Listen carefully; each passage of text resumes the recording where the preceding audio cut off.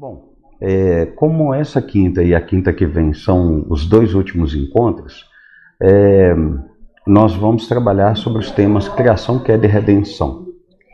Quando a gente fala sobre esses temas especificamente, para muitas pessoas pode parecer que é muito simples o conteúdo, porque eles já estão lá na Bíblia.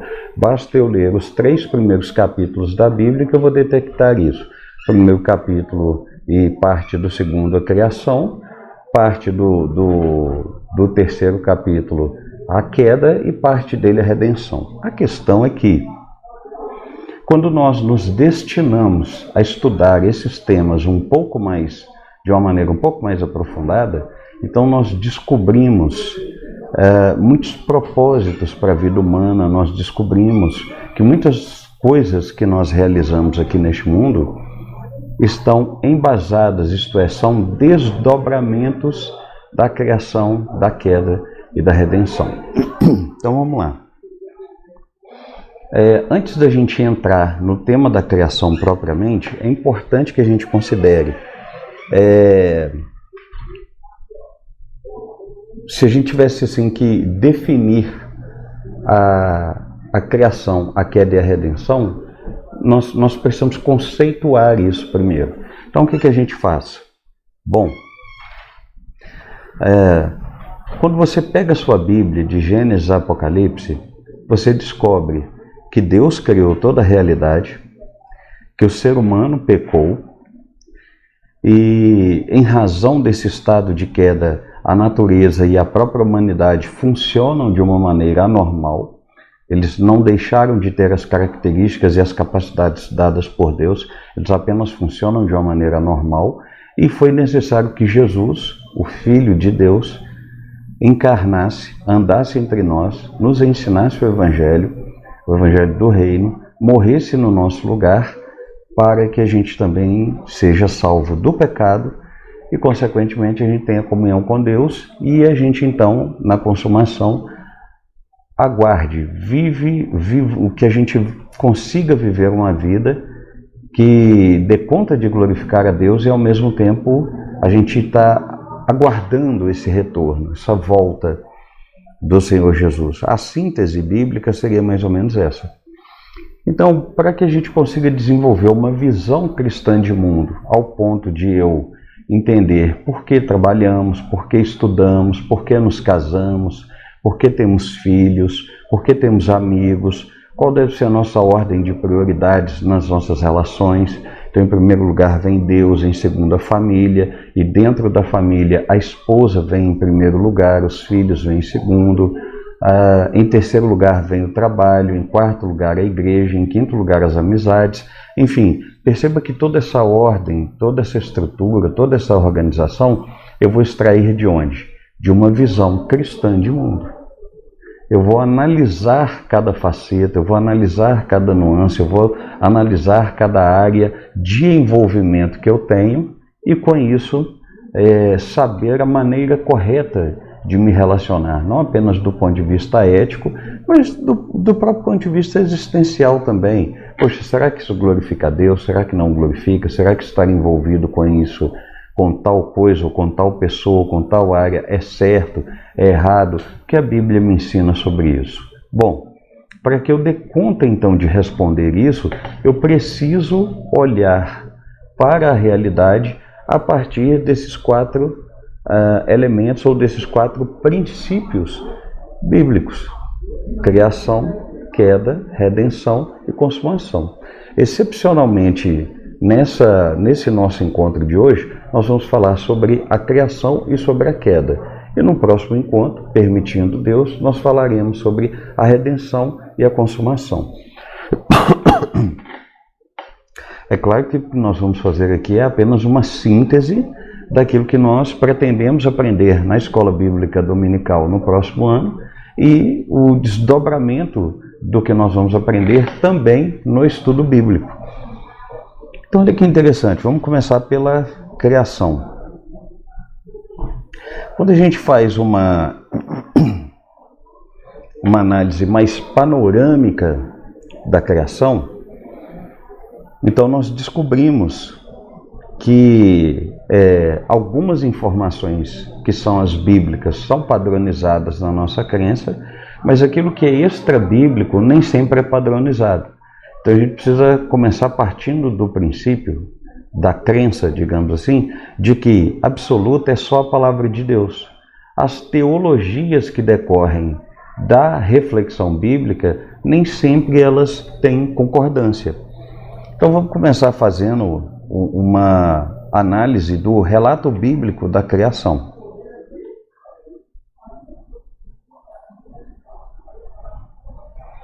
Bom, primeira coisa que a gente precisa ter compreensão, então, é de que quando a gente vai olhar para Gênesis capítulo 1, nós precisamos crer que não apenas o capítulo 1, mas o capítulo 1, 2 e 3, eles são literais.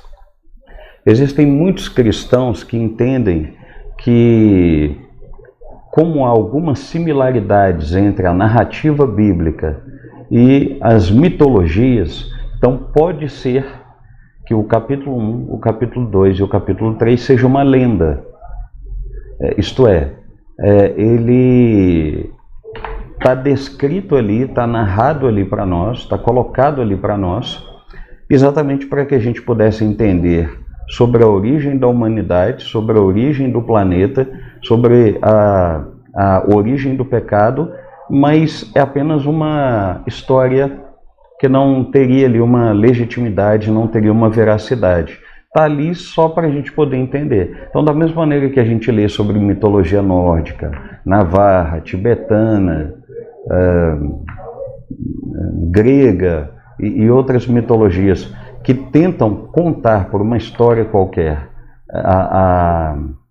um conto qualquer, a origem do mundo, aparentemente os 3 primeiros capítulos seriam assim. Mas para nós que somos regenerados, para nós que cremos, o que precisa ficar claro é que essa narrativa ela é verdadeira. Porque se eu desconsidero essa narrativa, eu tenho um problema. Qual o sentido de Jesus, o Filho de Deus, encarnar, andar entre nós, morrer por um pecado que é fictício? Morrer para nos tirar de uma situação que não é verdadeira.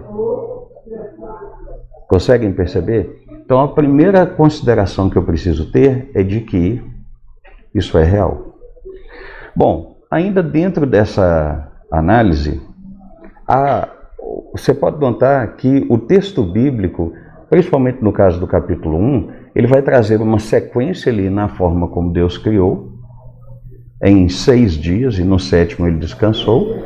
E aí, o texto não deixa claro absolutamente mais nada. Só informa que Deus criou, e criou em 6 dias, e estabeleceu o 7º dia como dia de descanso. Pronto.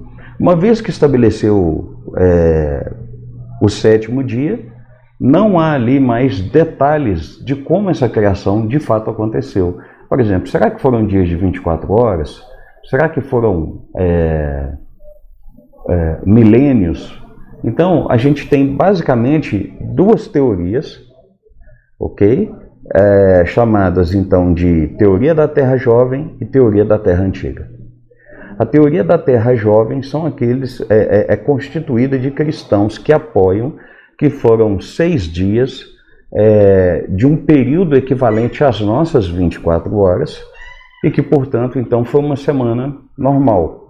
Deus começou a criar no domingo, terminou na sexta-feira e no sábado ele descansou da sua obra, digamos assim.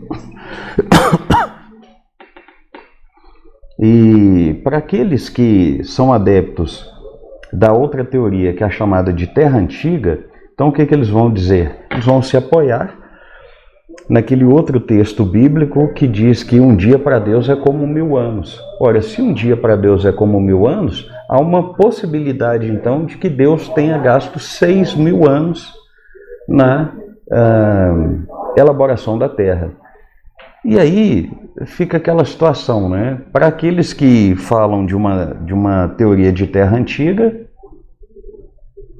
eles vão tentar conciliar isso com algumas informações científicas. E para aqueles que falam de uma Terra jovem, eles vão fazer uma análise científica também, só que a partir de uma outra perspectiva. O resultado disso, então, é que parece não haver uma resposta. Nós só saberemos disso, de fato, na eternidade, quando nós nos aproximarmos do Senhor e tivermos a curiosidade de perguntar: então, o Senhor criou em 6 dias de 24 horas ou o Senhor criou em 6.000 anos? Cada dia, de fato, foi como 1.000 anos ou até mais. Porém, para, digamos assim, a gente não ficar em cima do muro, qual que é a posição da nossa igreja local? A Igreja Batista em Cristo, ela fica com o criacionismo científico. O que é o criacionismo científico? O grupo de cientistas, o grupo de teóricos, o grupo de estudiosos que faz a defesa da Terra jovem. Mas, se você me perguntar, então, pastor, de fato foi a Terra jovem? Com base naquilo que nós estudamos e no que nós vamos apresentar no estudo bíblico da escola dominical e no próprio estudo da quinta-feira, nós vamos apresentar uma defesa daquilo que nós acreditamos. Agora, nós precisamos ter a humildade de reconhecer que outras igrejas, outros irmãos, outros pastores podem ser adeptos da teoria da Terra Antiga e apresentarem também argumentos científicos, filosóficos e até bíblico-teológicos, e de alguma forma, então, isso gerar uma espécie assim, de impasse. Não tem, apesar de que a gente faz a nossa opção teológica, mas nós não temos condições de dizer com 100% de exatidão. Não, a teoria da Terra jovem é a que se comprova, ou a teoria da Terra antiga é a que se comprova. Então, nessa análise do relato, a gente já começa, então, conhecendo essas possibilidades. Porque sabemos do relato, mas o texto bíblico não traz detalhes de como essas coisas que foram criadas, o tempo que levou para elas acontecerem. E dentro disso, então, nós temos então algumas interpretações sobre a origem da vida e do próprio cosmos, né? Com base na teoria da Terra Antiga e com base na teoria da Terra Nova.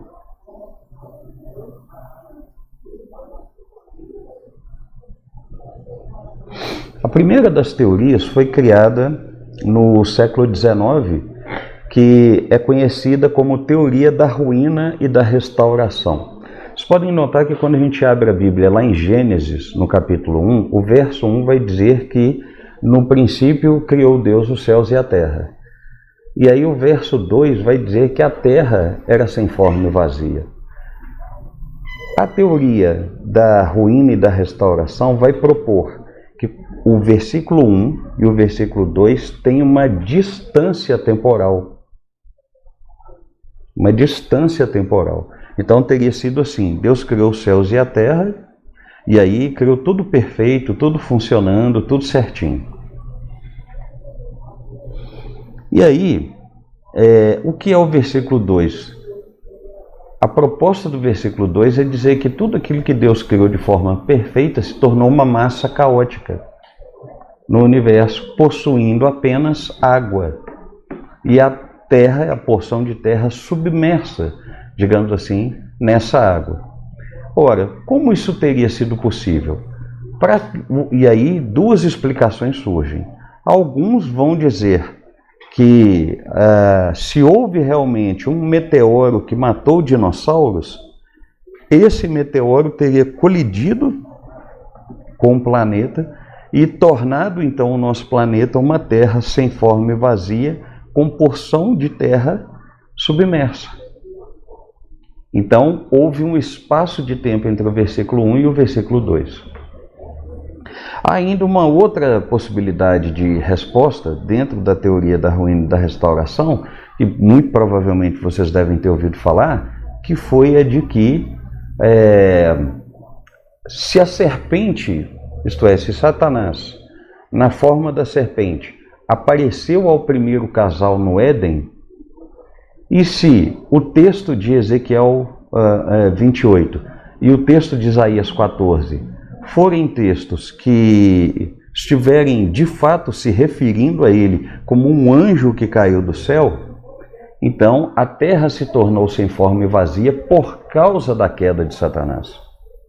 Então, novamente, as pessoas defendem esse ato, esse espaço temporal entre o versículo 1 e o versículo 2, de modo que o que foi o versículo 3 em diante, que foi Deus dizendo haja luz, e o versículo 4 fazendo a separação das águas acima do firmamento e abaixo do firmamento e tudo, o que teria sido toda essa constituição conteudista, toda essa composição de conteúdo na Terra?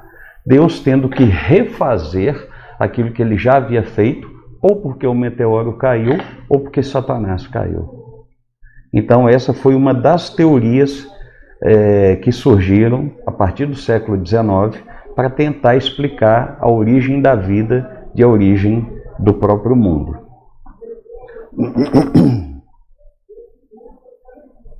Bom, a outra teoria que surgiu é o que nós chamamos então de visão intervencionista. O que é essa visão intervencionista? Há uma preocupação tanto daqueles que defendem a Terra Nova, a teoria da Terra Nova, de que a Terra teria apenas aí uns 7 a 8 mil anos. Então há uma tentativa desses que fazem essa defesa, quanto dos que fazem a defesa da teoria da Terra Velha, isto é, que a Terra teria sido criada em eras, em milênios. Ambos têm uma preocupação de tentar entender o tempo e o processo de criação. Então, para aqueles que são adeptos da Terra Jovem, eles vão dizer assim, não, Deus criou num período de 24 horas, e aí o grupo se divide. Podem ser 24 horas sequenciais, domingo, segunda, terça, quarta, quinta, sexta, e o sábado ele descansa, ou podem ter sido dias intermitentes. Então Deus criou num domingo. Aí não se sabe quanto tempo demorou, numa determinada segunda-feira ele foi lá e criou mais um pouco.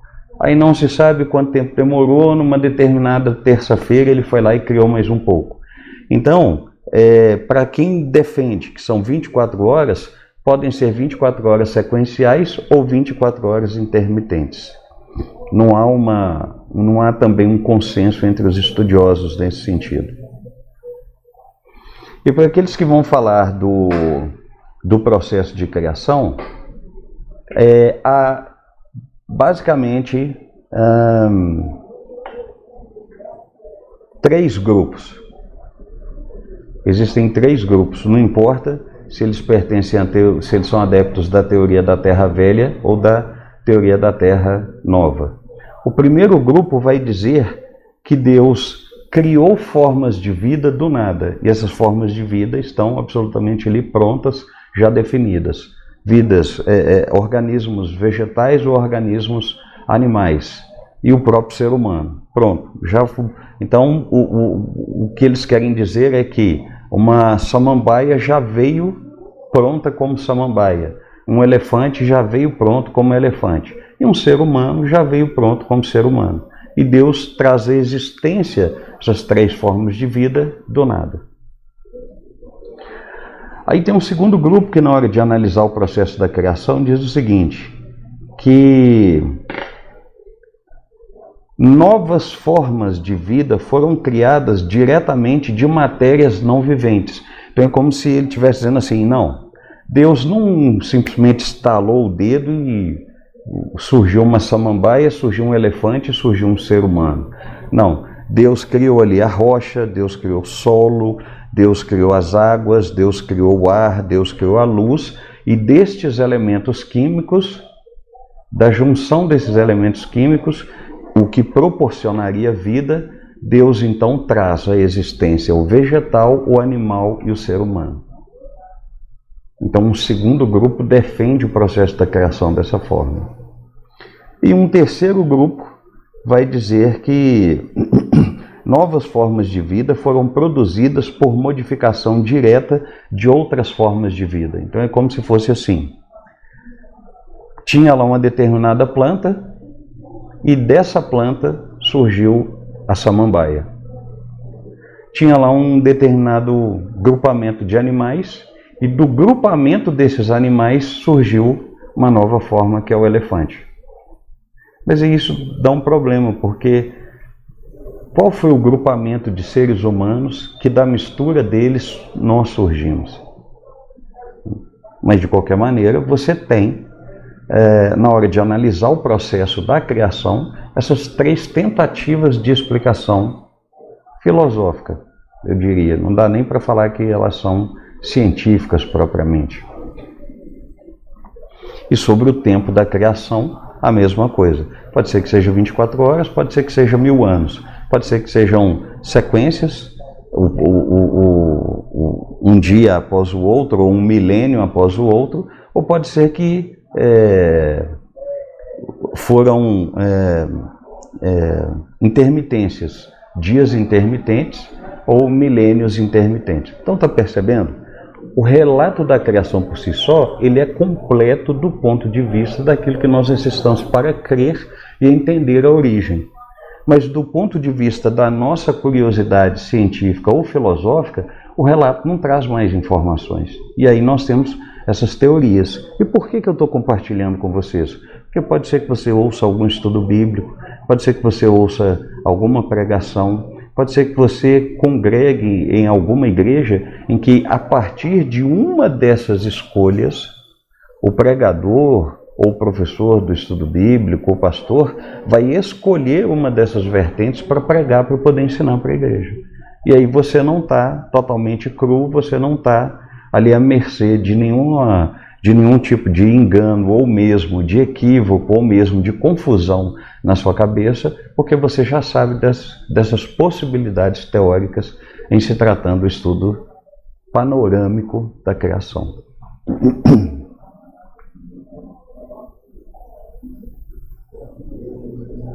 Bom, a pergunta é, então, pastor, qual desses modelos criacionistas é o certo? Não tem como responder isso. A gente faz a opção por aquele que nós consideramos mais coerente, melhor dizendo. A gente faz essa opção. Mas dizer assim, não, isso aqui é com 100% de certeza ao ponto de descartar qualquer outro modelo criacionista, o que eu chamo de modelo que é a tentativa de explicação como que a criação aconteceu, não tem como, porque Deus não deixou isso registrado. É um mistério.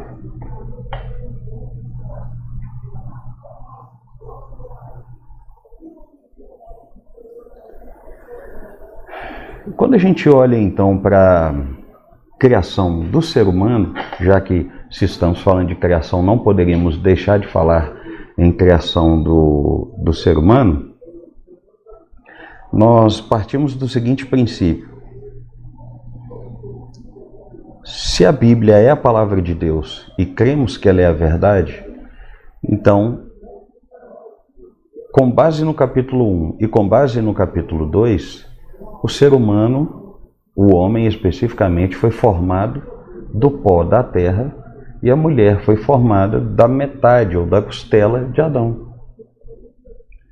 Não dá para dizer que a partir de um processo evolutivo da mistura de outros organismos surgiu o ser humano. A microevolução ela é real? Ela é uma evidência científica, inclusive? Sim. Mas a macroevolução, que é a mudança de uma espécie para outra, nunca pode ser provada. Nunca. Ninguém nunca conseguiu provar a macroevolução, a mudança de uma espécie para outra. Portanto, nós não descartamos a microevolução do ponto de vista do fenômeno genético, das modificações que são necessárias, às vezes em animais, às vezes em vegetais, às vezes em seres humanos, para uma adaptação ali daquele ambiente. Contudo, a Bíblia é muito clara. A criação, o homem não evoluiu, ele não é produto de uma evolução, ele foi criado. E uma vez que ele foi criado com uma peculiaridade, ele foi criado à imagem e semelhança de Deus. E aí muita gente faz muita confusão, porque o que seria essa imagem e semelhança? Tem gente que acha que, porque a Bíblia fala das mãos de Deus, dos olhos de Deus, da ira de Deus, então a imagem e semelhança significaria a nossa anatomia e os nossos sentimentos. Não, isso não é verdade. A Bíblia tem muita linguagem antropomórfica, que é dar ou delinear, digamos assim, características do corpo humano para Deus, só para poder facilitar a revelação. Só para a gente poder entender quem Deus é e como Ele opera. E a Bíblia, então a Bíblia vai falar das mãos de Deus, dos olhos de Deus, da ira de Deus, mas Deus, Ele não tem mão, Ele não tem olho, Ele não tem orelha, Ele não tem ouvido. Dentre as pessoas da Trindade, o único ser que tem corpo é o Senhor Jesus. Porque Ele encarnou, morreu e ressuscitou. E a ressurreição é a ressurreição do corpo. Portanto, numericamente, todas as características anatômicas de um corpo humano normal que Jesus possuiu antes de morrer, Ele possui agora depois da ressurreição. E é um corpo sem pecado e é um corpo glorificado. O corpo glorificado tem principalmente essa característica de ser sem pecado e é o exemplo e digamos assim, o modelo de como haverá de ser o nosso corpo depois da ressurreição. Ponto, é só até aí. Mas voltando então para essa questão da imagem e semelhança de Deus, nós somos capazes de raciocinar, nos emocionar e ter escolhas próprias, ter, digamos assim, livre agência, capacidade de escolha, exatamente porque Deus é um ser. A Trindade ali, Pai, Filho e Espírito, são as pessoas e aí Deus é um ser revelado nessas três pessoas, que possui raciocínio, emoção e vontade própria também. Às vezes nós nos olhamos para Deus na perspectiva da filosofia grega, achando que Deus não possui sentimentos, mas sim, Deus possui. A origem dos nossos sentimentos vem do próprio Deus. Então, ter imagem e semelhança de Deus é ter essas características que nos são dadas para que a gente se envolva com o restante da criação, para que nós nos envolvamos com a criação. É só até aí. Então, uma vez que eu entendi que essa imagem e semelhança não é porque eu tenho mão, porque eu tenho olhos, porque eu tenho boca, porque eu tenho pelos, porque eu tenho braço, porque eu tenho perna, porque eu tenho cabeça, uma vez que eu entendo isso, a característica de imagem e semelhança são as potencialidades que Deus deu ao ser humano de raciocinar, de se emocionar e de ter vontade própria para que ele se envolvesse com a criação. Ele se envolvesse em primeiro lugar com o próprio Deus, se envolvesse em segundo lugar com o seu próximo, o seu semelhante, e se envolvesse em terceiro lugar com a criação. Daqui a pouquinho nós vamos dar mais detalhes sobre esses três mandatos aí que nós chamamos de mandato espiritual, mandato social e mandato cultural. Então precisa entender isso. O ser humano foi criado e além de ter sido criado, ele é a imagem e semelhança de Deus. E ser imagem e semelhança de Deus é ser esse representante dos interesses governamentais de Deus. Deus governa sobre a criação e nos dá a capacidade de corregirmos, de co-governarmos, de governarmos em parceria com Deus. E como é o nosso governo? Não deve ser tirânico, não deve ser déspota, deve ser algo que exerce a justiça em se tratando da sociedade e que se apropria dos recursos naturais para a sobrevivência, mas ao mesmo tempo os preserva. Tem a ver com isso, esse domínio, esse governo, essa condição.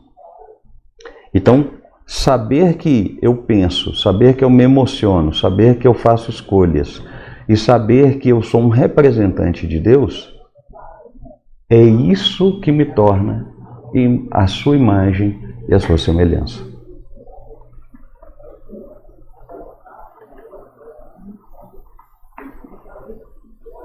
E aí, como nós já vimos, a partir dessas desses três propósitos. Eu existo, eu fui criado do modo como fui criado, para que eu me relacione com Deus, com o meu semelhante e com o restante da criação. Então, depois dessa visão panorâmica da criação, é o momento da gente explorar um pouco, no bom sentido, a visão bíblica da criação. O que seria a visão bíblica da criação? Uma análise mais interpretativa do que o texto quer nos ensinar.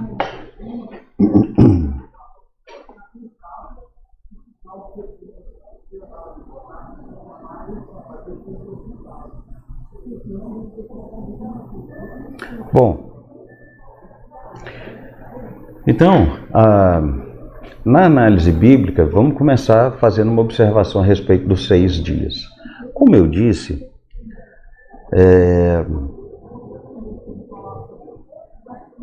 o que nós vamos apresentar aqui tem a ver com os resultados do estudo bíblico que nós fizemos a respeito da criação. Esse estudo bíblico, então, aquilo que é conteúdo bíblico propriamente, nós podemos crer. Agora, aquilo que é resultado da nossa reflexão sobre o estudo bíblico, pode ser que estejamos certos, agora pode ser que não. Agora, o fato de repente, não estarmos certos, porque existem outras teorias sobre como a vida, dentro do próprio criacionismo, dentro da análise de Gênesis 1 e 2.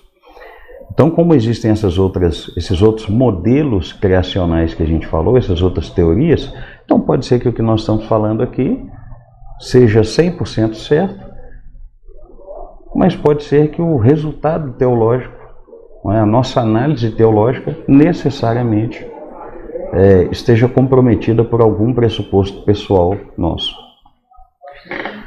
Então, quando a gente vai falar dos 6 dias da criação, talvez vocês nunca tenham ouvido falar dessa palavra, a análise dos 6 dias se chama hexameron, ou hexamerão, quando a palavra é aportuguesada. Ela vem aí de duas raízes gregas, hexa, que significa 6, e hemer, que significa dia. Então, 6 dias, hexameron ou hexamerão. Bom, quando a gente analisa historicamente o estudo dos 6 dias,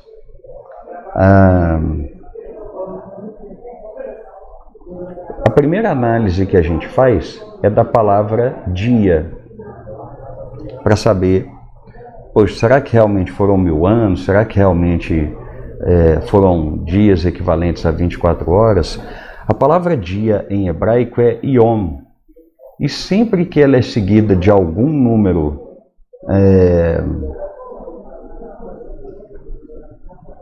cardinal,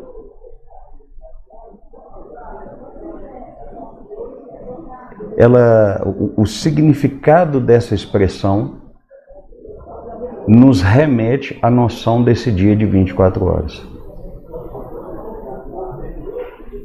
Ok?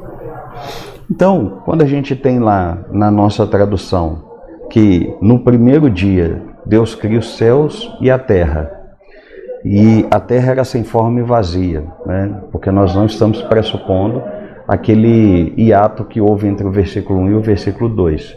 Nós não cremos nisso. Eu expus para vocês apenas para que vocês entendessem. Então, quando fala ainda que dentro desse primeiro dia Deus ordenou que houvesse luz, e ele chamou depois essa luz de dia e as trevas de noite, se a palavra dia, lá no texto hebraico, vem com um número cardinal, então a gente pode supor, a gente pode concluir, a partir dessa análise do texto original, que o dia de fato foi de 24 horas. E aí, ainda analisando o hexameron, nós não conseguimos encontrar assim, nenhuma palavra hebraica que sugerisse que fossem dias intermitentes. pelo próprio modo como o texto é colocado, perceba, Deus cria os céus, cria a terra, cria a luz e cria a vegetação. Faz a separação das águas e cria a vegetação. Ora, Deus então criou toda uma condição para que a vida animal e a vida humana surgissem depois disso. Então, do ponto de vista da física, do ponto de vista da química, do ponto de vista da análise científica, o modo como Deus foi criando, ele foi criando com propósito, ele não foi criando aleatoriamente, ele não foi criando impensadamente, ele foi criando com propósito. Qual era o objetivo final dessa criação? Deixar pronto um ambiente que comportasse a existência e a vida humana. E aí você pode notar que lá no capítulo 2, o texto vai dizer que depois que Deus faz o homem, ele planta um jardim no Éden, não é é no, porque a palavra Éden significa deleite ou prazer, indicando que a região que Deus plantou o jardim era uma região de deleite, era uma região prazerosa, era uma região climaticamente regular. Havia árvores frutíferas, todas as árvores eram frutíferas. Adão poderia comer de todas as frutas. Depois que a própria Eva veio à existência, ela também poderia comer de todas as frutas. E havia inclusive a árvore da vida, que nos dá o indício então de que se o primeiro casal tivesse comido, eles teriam vida eterna.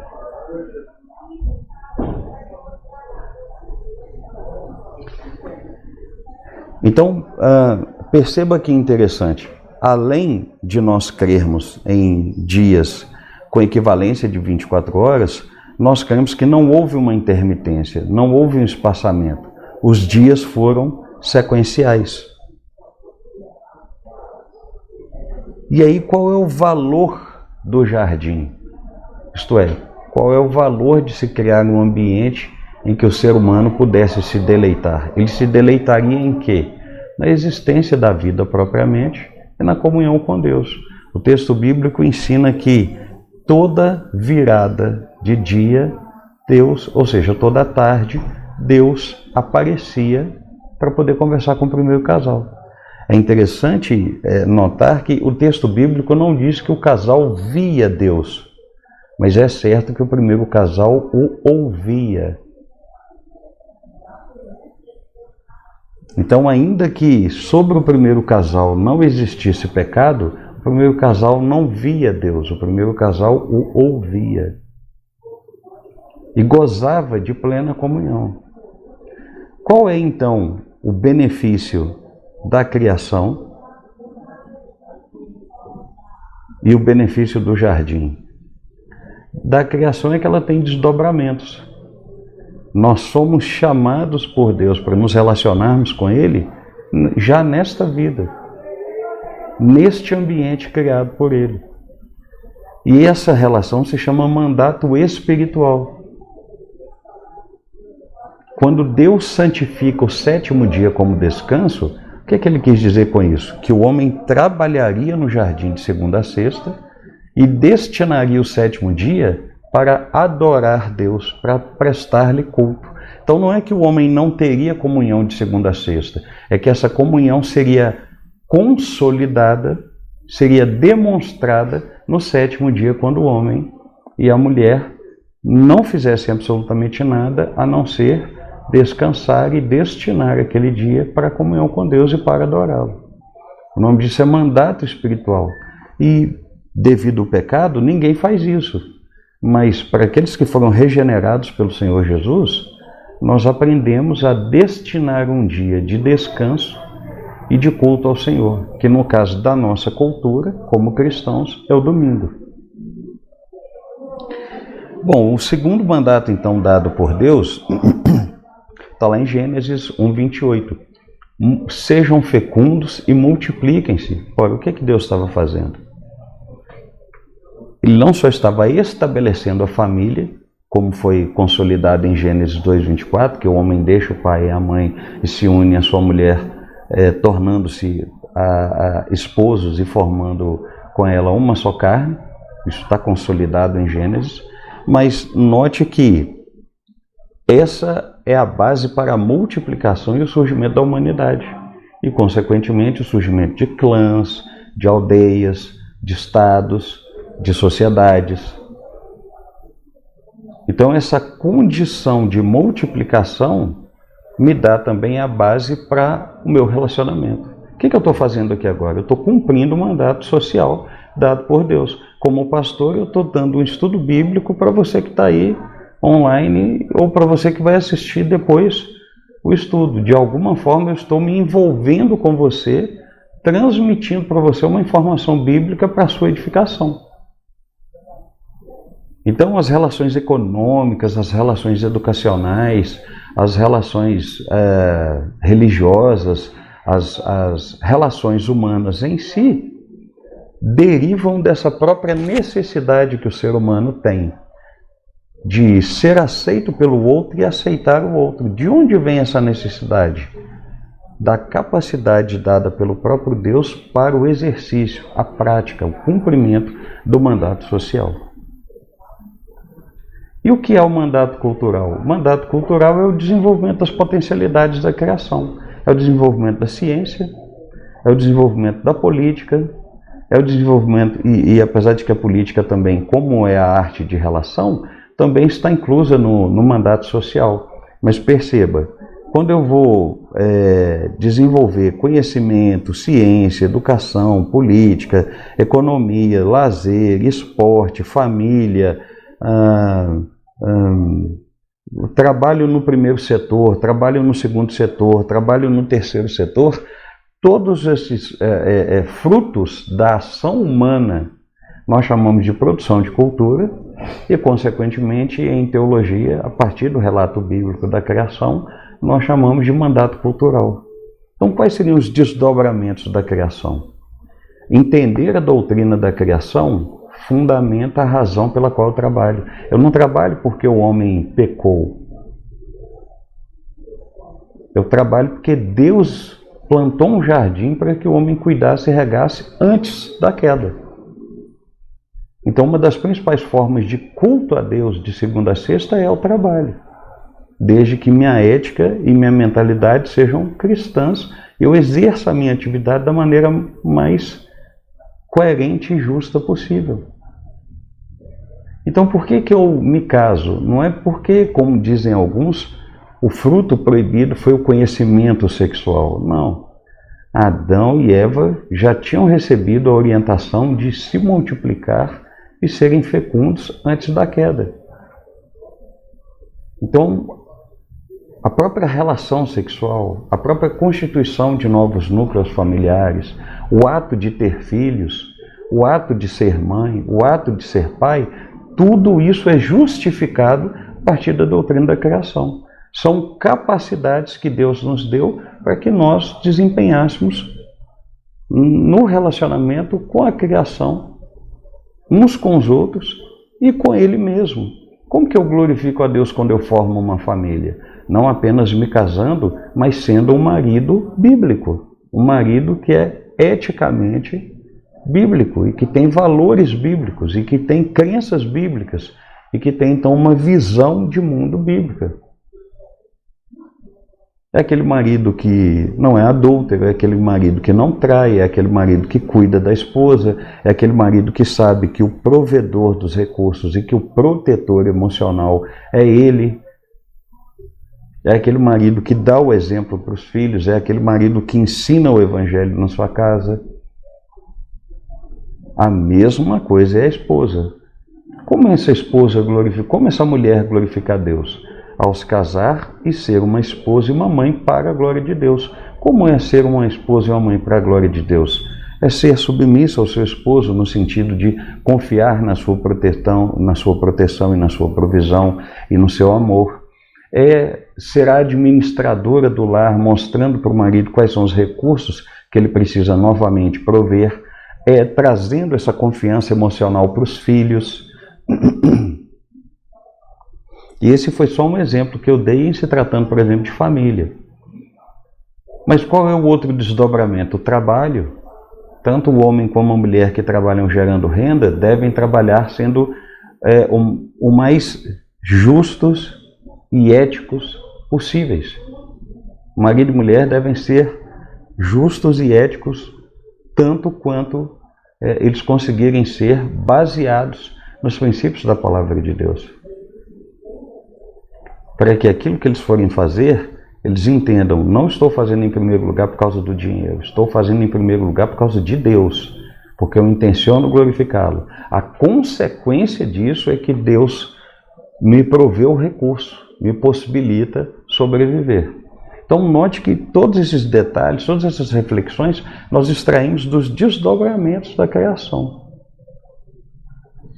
E aí, para finalizar a parte de criação, para a gente falar sobre a redenção, qual a grande importância do jardim?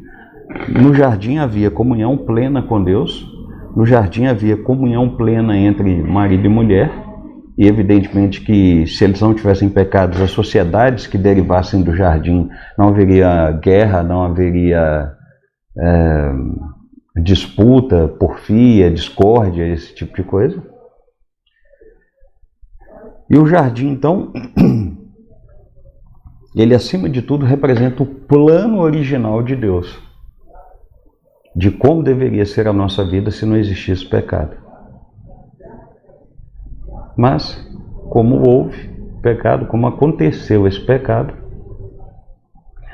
então agora para todos aqueles que creem em Cristo há uma promessa de um jardim celestial futuro, que a Bíblia chama de Nova Jerusalém. Um lugar de gozo, de paz, de ausência de guerra, acima de tudo de ausência de pecado e de absoluta comunhão com Deus. Então a doutrina da criação nos aponta para desejarmos o retorno de Cristo e termos a oportunidade de experimentarmos aquilo que o primeiro casal experimentou, mas que infelizmente caiu, pecou. Bom, falando agora um pouquinho a respeito da queda, se o capítulo 1 e o capítulo 2 vão dar detalhes da criação em geral, e do homem e da mulher, o capítulo 3 vai mostrar como o pecado entrou no mundo. E aqui então tem dois grandes princípios que eu quero passar para você e que eu desejo que você os guarde no seu coração. O primeiro dos princípios é o teste moral que Deus sujeitou a Adão e Eva. O segundo princípio é como o pecado opera no meu coração e no seu, e na vida de qualquer ser humano, ao ponto de nós necessitarmos de redenção. Então vamos começar entendendo assim.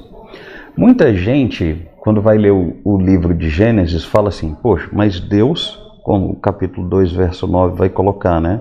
Planta lá o jardim e no centro do jardim tem a árvore da vida e ao lado da árvore da vida está a árvore do conhecimento do bem e do mal.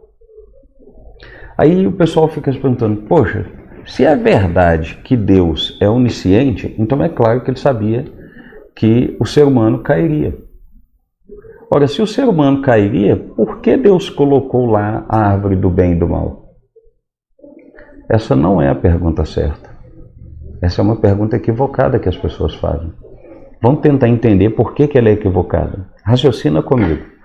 Se o capítulo 1, verso 31, diz que tudo que Deus viu era bom e ele ficou satisfeito com a sua criação, qual o sentido de Deus colocar uma árvore cuja substância contida no fruto fosse má? Se Deus é o sumo bem, ele não é o criador do mal. Deus não é mau, não age com maldade. Qual o sentido de Deus colocar uma árvore cujo fruto era ruim à disposição de Adão e Eva para qualquer momento que eles intencionassem comer? Isso não faz sentido. Então, o fruto dessa árvore por si só era bom. O fruto era bom. Ué, pastor, mas se o fruto era bom, por que Deus falou para não comer? Então a pergunta tem que ser mudada. Não é porque Deus colocou a árvore, e sim por que Deus testou sabendo que o primeiro casal iria falhar. Então o primeiro princípio, o primeiro pressuposto que você precisa assumir é que a árvore por si só era boa.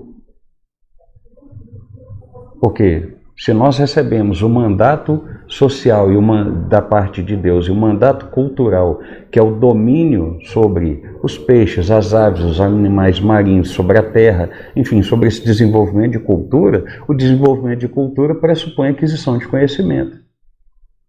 Então, é um grande equívoco dizer que Deus não queria que nós comêssemos para não aprendermos aquilo que nós aprendemos. Quem pensa assim são os gnósticos. Quem pensa assim são... Não dá para dizer que são pessoas que entenderam o texto bíblico. Por quê? Porque vão pressupor que a árvore trazia um conhecimento esotérico, um conhecimento gnóstico, um conhecimento que quem tem, de fato, se torna como Deus, conhecedor do bem e do mal, e Deus não queria isso. Se Deus não quisesse, sob essa ótica do gnóstico, para começar, por que ele colocou a árvore lá? Aí sim cabe fazer esse tipo de pergunta. A pergunta certa, então, é por que Deus testou. E o primeiro pressuposto, então, é de que a árvore, e que o fruto, e que o conhecimento por si só é bom. Foi bom. Mas Deus, ao colocar a árvore da vida e a árvore do conhecimento do bem e do mal, está fazendo um teste moral com o primeiro casal.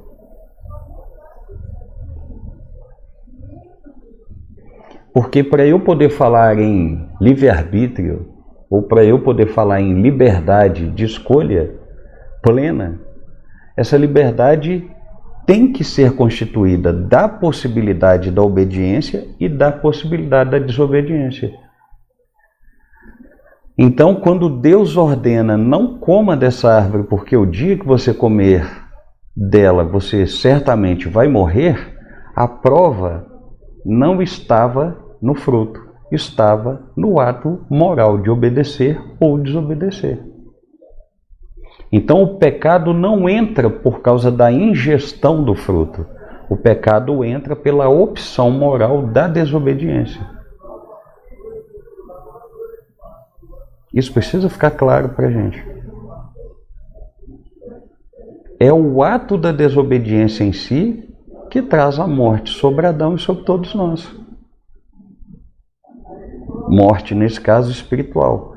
Porque há agora também um outro detalhe. Perceba, o texto bíblico vai falar em árvore da vida, plantada no centro do jardim, ao ponto de Deus depois colocar uma espada flamejante, um querubim tomando conta, dizendo, olha, precisamos cuidar da árvore, proteger a árvore, para que o homem não tenha acesso a ela, porque se ele tiver, ele viverá para sempre. Opa, peraí. Mas se de acordo com o senso comum, Adão e Eva já foram criados imortais, qual o sentido de Deus criar sementes, árvores frutíferas, água, que são elementos que mantêm um corpo, um organismo vivo, e qual o sentido de se plantar uma árvore cujo fruto, se você comer, você tem a vida eterna?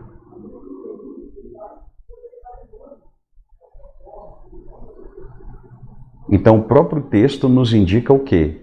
Que Adão e Eva, se tivessem obedecido ao teste moral de Deus, teriam escolhido a árvore da vida, ou teriam recebido o direito de comer dela, e aí sim é que eles se tornariam imortais. Então, o que é essa morte de porquanto do pó vieste, ao pó tornarás? É só a sentença de confirmação da origem humana. Olha, você foi criado nessa condição, tinha que obedecer para ganhar outra condição, e não obedeceu. Então, você só vai voltar à condição que você, da sua origem. Vai permanecer nessa sua condição de origem. Vai voltar para o pó.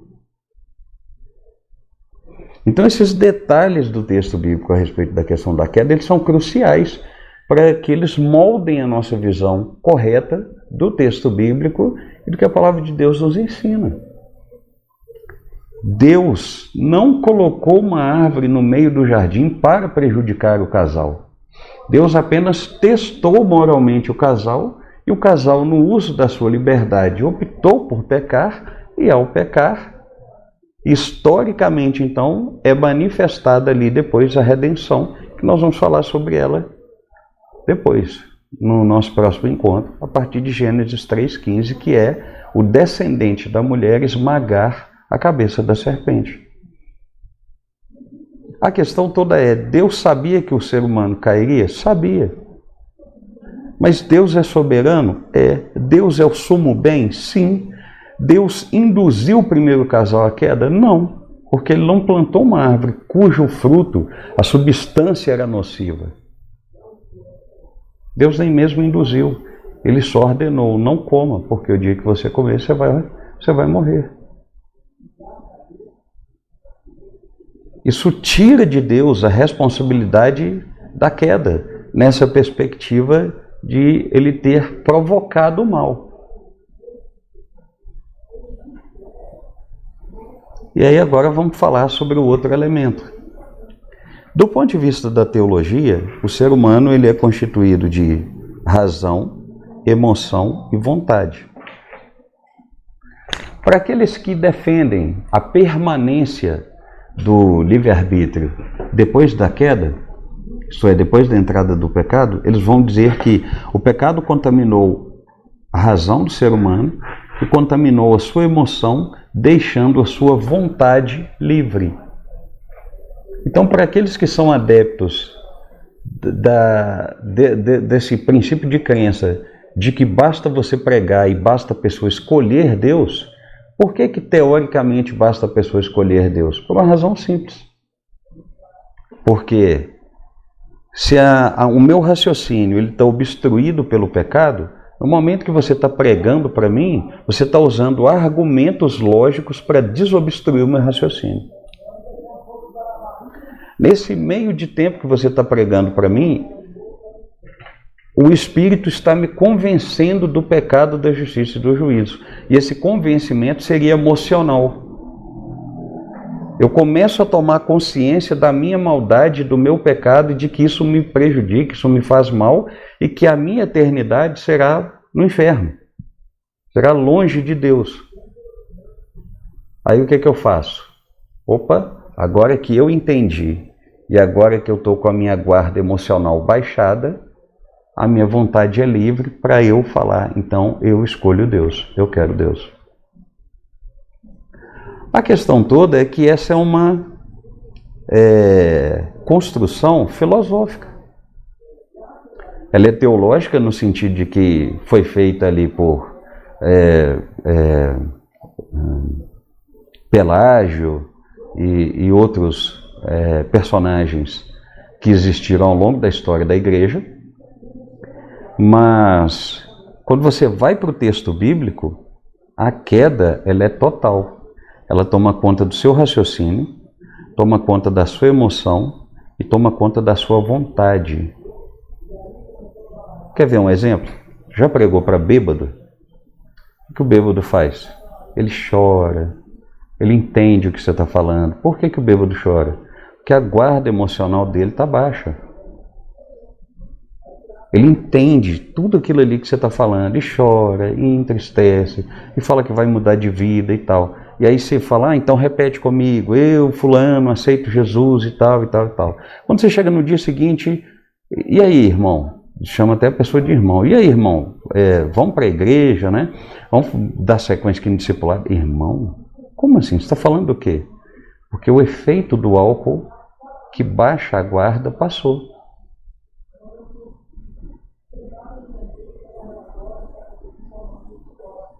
E aí o que ele vai falar com você? Não, eu não escolhi Jesus. Ou então não, eu não falei com você que eu vou para a igreja. Ou ainda não, eu nem me lembro dessa conversa. Então, de acordo com o texto bíblico, quando o pecado entra, ele provoca uma distorção em nós. E que distorção é essa? Ele aprisiona nosso raciocínio, nossa emoção e nossa vontade. Você pode notar que para todas as pessoas para quem você prega, aquelas que dão uma desculpa qualquer e dizem que gostaram, que entenderam, que sabem, estão conscientes daquilo que você pregou, mas que ainda não é o momento, quando você fala assim, então abre o seu coração, renda-se a Cristo, entregue-se a Cristo, que ela fala não, significa o quê? Que o pecado ele não obstrui a inteligência da pessoa para que ela entenda o Evangelho. Mas o pecado aprisiona a pessoa, incapacitando-a de dizer sim para o Evangelho. Então, todas aquelas pessoas para quem você disse sim, que te disseram sim quando você evangelizou e renderam-se a Cristo e de fato experimentaram a transformação de vida, são aquelas pessoas que naquele momento o Espírito as estava convencendo do pecado, da justiça e do juízo. E aquelas pessoas que te disseram não no final, foi porque elas não foram convencidas pelo Espírito. Porque o que é esse convencimento? É desobstruir as amarras, arrancar as amarras, arrebentar as correntes, para que a pessoa tenha condições de dizer sim.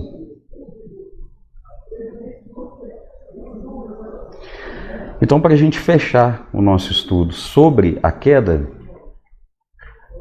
a promessa da serpente realmente se cumpriu, porque ela disse assim, não tem problema, o dia que você comer, vocês vão se tornar como Deus.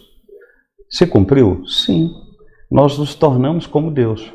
Mas em que sentido nós nos tornamos como Deus? De fato, nos tornamos conhecedores do bem e do mal. Mas há uma diferença crucial. Deus conhece o bem porque Ele é o sumo bem. E Deus conhece o mal por equiparação. Aquilo que está fora do propósito dele, aquilo que está fora da moralidade dele, aquilo que está em desobediência e em sentido contrário à vontade dele, é o que nós chamamos de mal. Já o homem se tornou conhecedor do mal por envolvimento. O mal se tornou esse poder externo que dominou o coração humano, arrancando de nós toda fonte de bem, toda forma de bem. Aí você pode falar, pastor, mas e as bondades que as pessoas não cristãs cometem? São capacidades residuais que ficaram nela de imagem e semelhança de Deus e que são preservadas por um princípio que a gente chama de graça comum. Isto é, Deus, na sua infinita misericórdia, derrama graça sobre essas pessoas para que elas consigam ainda exercer algum tipo de bondade. Mas até a nossa bondade é contaminada pelo pecado. Por quê? Porque você já viu aquelas pessoas que fazem bondade para serem vistas? Então, ao invés de ela glorificar a Deus, ela quer a glória para si. Então, é uma aparente bondade, mas a sua motivação é má. É nesse sentido que o pecado deformou e anormalizou a nossa forma de funcionar.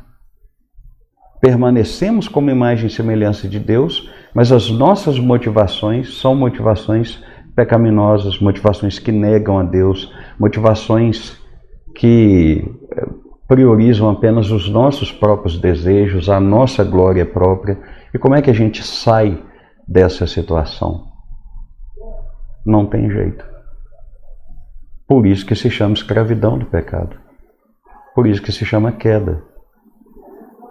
Ninguém consegue sair sozinho. Lembra? Aquela proposta filosófica vai dizer que a vontade está livre, mas a Bíblia diz que a vontade também está aprisionada pelo pecado. Romanos, capítulo 3, a partir do verso 10, vai dizer que não há quem busque a Deus, não há quem entenda Deus e não há quem queira Deus. Logo, a vontade de Deus está livre. Entendido isso, na nossa próxima semana, nós falaremos sobre a redenção, que é, se não tem jeito de sair dessa situação de pecado, como faremos?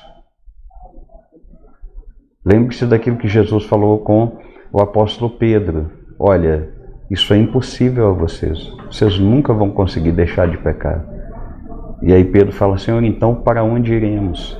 Só o Senhor tem as palavras de vida eterna. Como é que nós vamos fazer? Ele falou: exatamente. Deus, o Pai, tem condições. É o único que tem condições de livrar vocês dessa escravidão de pecado. E como que Ele livra? Por meio da obra de redenção promovida pelo Senhor Jesus na cruz. É sobre isso que nós vamos falar na próxima quinta e falaremos da volta de Jesus, né? Isto é, essa consumação de fato. Por quê? Porque Jesus não nos dá vida eterna e nos livra da escravidão do pecado para que a gente viva aqui nesse mundo lutando ainda contra o pecado e tendo falhas eternamente. Não. Isso aqui será destruído para que, de fato, aquele projeto original do jardim volte. E nós vamos entender melhor como é que isso vai acontecer. Ok? Então, que Jesus continue te abençoando. Tenha uma noite abençoada. Vamos orar? Ó Deus e Pai, em nome de Cristo Jesus, nós bendizemos e engrandecemos o Teu nome. Te pedimos, meu Deus, que essa síntese que nós fizemos aqui a respeito da criação, com algumas das suas características e os seus desdobramentos, fiquem fixados no nosso coração. Também te pedimos, ó Deus, que esse ensino sobre a queda e os desdobramentos da queda, que são a nossa incapacidade total de buscarmos o Senhor, e esse entendimento de que o fato de o Senhor ter promovido um teste moral não te torna responsável pela nossa queda, também são esses desdobramentos que nós precisamos entender, ao ponto de que passamos a entender que os males morais, os males sociais, os males psicológicos e até os males naturais são decorrentes de um mundo que está funcionando de maneira anormal por causa da queda. Mas um dia tudo isso vai acabar por causa da redenção que o Senhor promoveu na cruz. Então, nos ajude, nos guarde, nos livre de todo mal e nos possibilite estarmos aqui na próxima quinta para o estudo em nome de Cristo Jesus. Amém, amém e amém. Tem pergunta? Não é? Obrigado, Jesus te abençoe.